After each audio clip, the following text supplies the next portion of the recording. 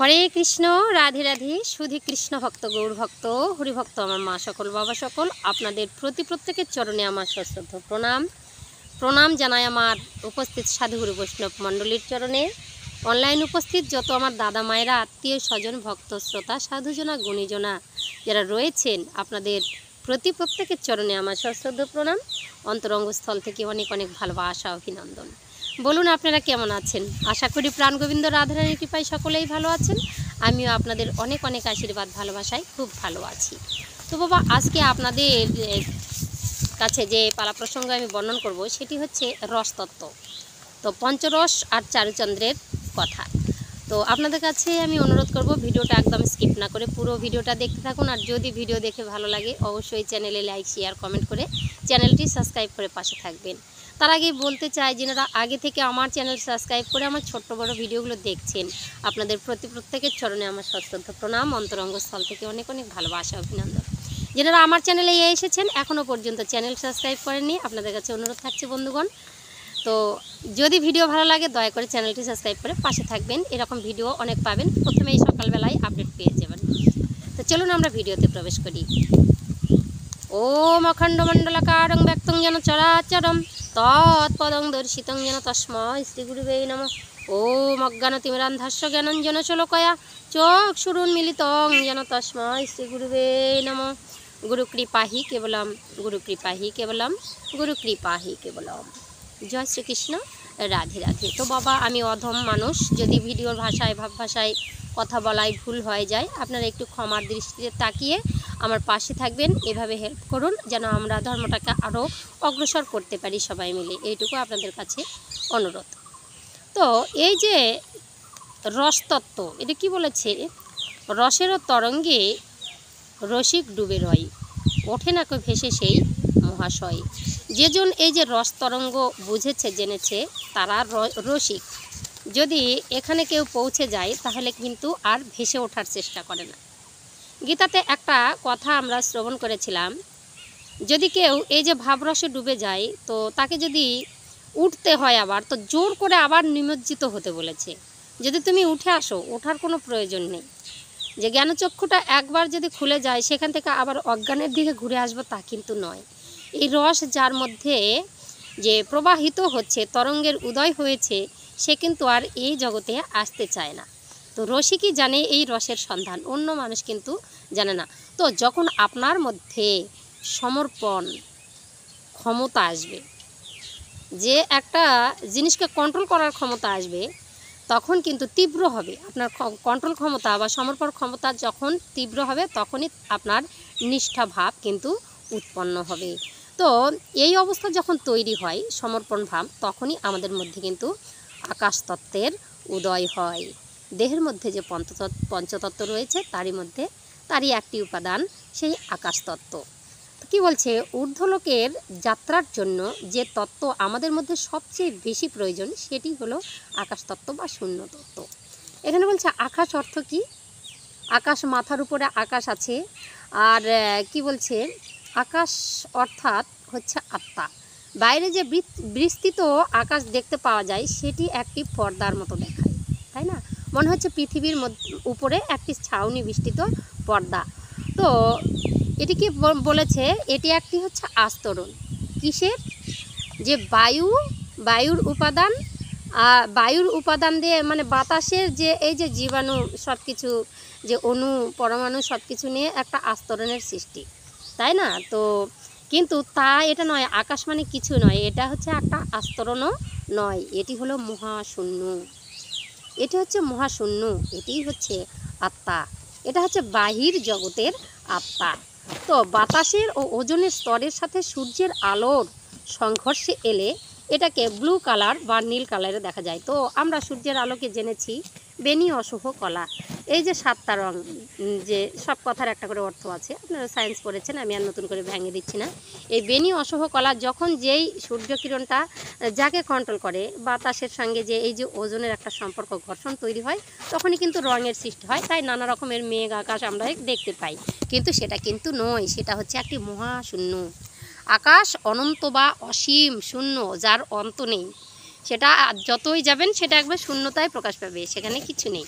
তো কি বলছে, অর্থাৎ বাইরে বিস্তৃত একটি আত্মা আছে, তো আমাদের ভিতরে যা আছে সেটি হলো অন্তরে বিস্তৃত আত্মা বা বায়ু, শূন্য একটা। তো কি বলছে, সমর্পণ শক্তি যখন জাগ্রত হয় শূন্য হওয়া যায়, তার একটি তরঙ্গ অনুভব হয় তখন। এই যে বাতাসের তরঙ্গ, এই হাওয়ার তরঙ্গ, এই বাতাস, এই যে বাতাস আর এই যে হাওয়ার যে তরঙ্গর একটা সৃষ্টি হয়, সেটাকে হচ্ছে রস তরঙ্গ বলা হয়। এই যে রসের তরঙ্গ, যারা এই রসের তরঙ্গের মধ্যে ডুবে গিয়েছে তারা বুঝেছে এই রসটা কি, হরিনামে যে ডুবেছে সে ডুবলে বোঝা যায়, তাই না? হরিনামে কি আনন্দ, ডুবলে বোঝা যায়। নামে যে ডুবেছে সে বুঝেছে অন্যের বোঝা বড় দায়।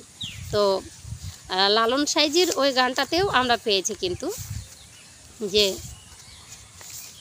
যে বললো, যে একজন ডুবে যায় সে আর ভেসে ওঠার চেষ্টা করে না, না কি বললো, রসেরও তরঙ্গে রসিকও ডুবে যায়, ওঠে না কো ভেসে সেই মহাশয়।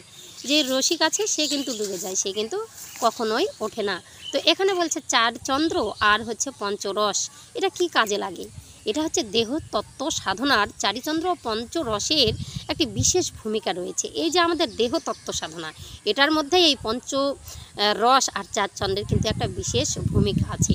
তো পঞ্চ রস কি, একটা বস্তু রস যেটাকে বলা হচ্ছে প্রত্যেকটা দেহের মধ্যেই থাকে, সেটা হচ্ছে কি মলমূত্র, রজবীজ, লালা বা হচ্ছে দুগ্ধ, এটা মানুষে বর্ণন করছে, তাই না? তো এই পাঁচটির গণনা করা যায়, খুব আমরা দেখতে পাই। তো কিন্তু একটু অন্তর জগৎ থেকে যদি জানতে পারি তাহলে কিন্তু আমাদের সেই রসটা আলাদা জায়গার, ভক্তিরস, ভাবরস, এই যে আমাদের কামরস, এরকম নানা রকমের আছে। এই যে তত্ত্ব রসামৃত জ্ঞানমঞ্জুরিতে পেয়ে যাবেন। তো এই পাঁচটি হচ্ছে সাধনা, আমাদের যে ভাবরস আছে, ভাবরসকে বিকশিত করতে এগুলো কিন্তু অ্যাক্টিভিটি, মানে হেল্পের কাজে লাগে, অ্যাক্টিভিট করতে, ভাবরসকে জাগাতে। তো ভাবরস এলে ভক্তিরস আসবে, তাই না? তো কি বলছে, রস ও চারচন্দ্র কিন্তু এক নয়। কেউ কোনো সাধক বলেছে এই রস, পঞ্চরস আর চারচন্দ্র একই, কিন্তু তা কিন্তু নয়। চারচন্দ্র ও রস কিন্তু এক নয়, আর একক চন্দ্র কিন্তু চারচন্দ্র নয়। যে আকাশের চাঁদ তাও কিন্তু চারচন্দ্র নয়, তাই না? চন্দ্র হলো একটি বডির চারটি স্থান বা চাঁদের বৈশিষ্ট্য। আমাদের শরীরের মধ্যে চাঁদের বৈশিষ্ট্য আছে, সূর্যেরও বৈশিষ্ট্য আছে, তাই না? সূর্য থেকে আলো কি করে, চাঁদ গ্রহণ করে। ছেলে মেয়েরও তেমন, পুরুষ আর হচ্ছে প্রকৃতির মধ্যে এই চাঁদ সূর্যের একটি যোগসূত্র দেখা যায়। সূর্য যেমন চাঁদকে আলো দান করে, তদ্রূপ পুরুষ এইরকম নারীকে বাবা দান করে, ধরে রাখার ক্ষমতা রাখে। যেমন চাঁদ, সেই চাঁদ আলোটা গ্রহণ করে এই পৃথিবীকে বিকশিত করে, আলোকিত করে, তদ্রূপ পুরুষদের যে ডোনার, সেটা নারী গ্রহণ করার পাত্র ওই চাঁদ সূর্যের সাথে। এই জন্য আমাদের দেহতত্ত্বের মধ্যে এটার একটি বিশেষ গুরুত্ব দেওয়া হয়েছে সাধনার মধ্যে। তো এটা কি বলছে, চারটি একটি পয়েন্ট আমাদের শরীরের মধ্যে, এই চার চন্দ্র, এটি হচ্ছে এনার্জি অ্যাক্টিভিটি করতে এটা স্থানগুলোকে নির্ণয় করা হয়। চার চন্দ্র কি, চার চন্দ্র হচ্ছে কপাল, একটা হচ্ছে কপালে আমার দ্বিতল পদ্মে আমাদের মনকে স্থাপন করে সাধন জগতে যেতে হয়, সাধন ভোজন করতে হয়, তাই না? তারপর বলছে নাসিকা কেমন ভজনের কাজে লাগে, এই যে শ্বাস টানাটানি, তাই না? অনুলোম বিলোম করবেন, নাকের কাজ আছে। তারপর বলছে চোখ, নয়ন মুদ্রিত করে ধ্যান করো, বলে না, নয়নটা মুদ্রিত করে ধ্যান করো, নয়নের দৃষ্টিটা, আবার বলে তৃতীয় নয়ন খুলবে, এই যে চোখের একটা কাজ আছে। তারপর বলছে যৌনাঙ্গ, এই যৌনাঙ্গ হচ্ছে আমাদের যে আপান বায়ুটাকে নিয়ে আসে, সেটাকে আমাদের যে বন্ধ করে আমার সাধন ভজন করতে হয়। এই যে এই চারটা জিনিস আমাদের সাধন জগতে ঢুকবার জন্য, এই চারটা জিনিস একদম মাস্ট লাগেই, এটা আমাদের লাগবেই। এটাই হচ্ছে প্রধান একটা, যে চার চন্দ্রের কথা বলা হয়েছে। এখানে চন্দ্র শক্তিকে নিয়ে আমাদের যে শক্তি উৎপন্ন, সৌরশক্তিকে উৎপন্ন, সৌরশক্তিটা যেটা আমাদের দেহের মধ্যে আসবে, এটা কন্ট্রোল করার ক্ষমতা আমাদের। তো চন্দ্র সূর্য আমাদের প্রত্যেকটা দেহের মধ্যেই আছে। তো অ্যাক্টিভিটি, একটা এনার্জি তৈরি করার জন্য এই চার চন্দ্রের আর পঞ্চরসের আমাদের প্রয়োজন আছে। তো পঞ্চরস বলা হলে চারটি জিনিসের ব্যবহার করে, চারটি জিনিসের আমাদের পঞ্চরসও যদি করতে যান তো চারটি জিনিসে আমাদের ব্যবহার লাগে পঞ্চরস বা হচ্ছে আমাদের এই যে সাধন জগতে ঢুকবার জন্য। তাই কেউ বলে থাকে যে চার চন্দ্রের মধ্যেই লুকিয়ে আছে মনে হয় এই যে পঞ্চরস, কিন্তু তা কিন্তু নয়। পঞ্চরস একদমই আলাদা জিনিস, ঠিক আছে, এটাই বলছে। তেমন বলছে রসিক জানে রসের সাধন।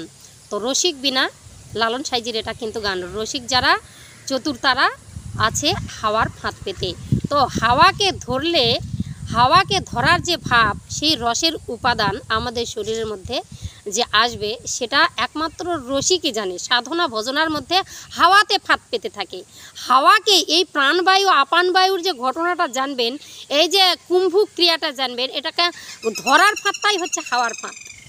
হাওয়ার মধ্যে ফাঁদ। আপনি যেমন হচ্ছে ইঁদুর মারা কল পেতেছে জগৎ মাঝারে, বলে কি জগৎ মাঝারে আমরা নানা রকমের কল পেতে থাকি, যে পায়রা মারার ফাঁদ প্যাথি, বাঘ ধরার ফাঁদ প্যাথি। কিন্তু যারা সাধক আছে তারা হাওয়া ধরার ফাঁদ পাকে। বলে হাওয়াকে কি ধরা যায়? বাতাসকে ধরে রাখা যায়? হ্যাঁ, বাতাসকে ধরে রাখা যায় যদি চেতন গুরুর সঙ্গ পাওয়া যায়। চেতন গুরু আপনাকে বাতাসকে ধরে রাখার কন্ট্রোল শক্তি, এনার্জি আপনাকে কিন্তু দান করে। তো কি বলছে, আমরা মদন রসের চাওয়া পাওয়াই এগুলা রসের কথা আমরা বঞ্চিত হয়েছি, এগুলা থেকে বঞ্চিত হয়েছি। আমরা ভাবি কি কাম রসটাই আমাদের কাছে সব থেকে আদান প্রদান, এটাই মনে হয় সব থেকে সুখ, কিন্তু তা নয়।